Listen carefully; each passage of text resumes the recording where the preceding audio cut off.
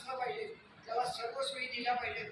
एवढंच नव्हे, त्या विद्यार्थ्यांना तुमच्या इथल्या लॅबोरेटरीज वापरायला दिले पाहिजे. जसं अमेरिकेमध्ये करतात युनिव्हर्सिटीज अशा विद्यार्थ्यांची पार्टनर करतात.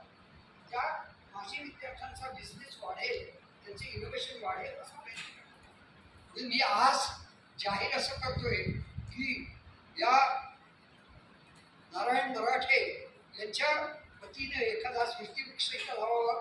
त्याचबरोबर नारायण मराठे ट्रस्ट मी स्थापन करणार. ट्रस्ट आता करता येत नाही, परंतु ज्ञानदीप फाउंडेशनतर्फे नारायण मराठेंसाठी आम्ही फंड गोळा करू आणि त्याचा सर्व अधिकार आम्ही मिसेस मराठेंच्याकडे देणार आहे.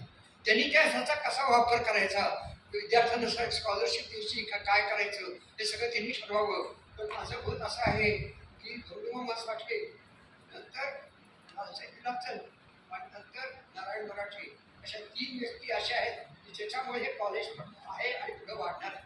मला असं वाटतं अनेक लोकांचे मी विरोध पत्करलेले आहेत.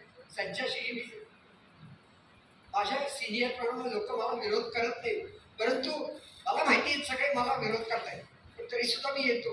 प्रत्येक कार्यक्रमाला अटेंड करतो. 15 ऑगस्ट असू दे, कॉन्व्होकेशन असू दे, प्रत्येक कार्यक्रमाचे शो घेतो, त्याचे व्हिडिओ करतो. का करतो? कॉलेज माझ्याकडे नसलं तरी मी का करतो? कारण मला कॉलेजवर प्रेम आहे, कॉलेजच्या मुलीवर प्रेम आहे. इथल्या कॉलेजचा प्रत्येक विद्यार्थी हा लाखो कोट्यावधी रुपये मिळवणार आहे.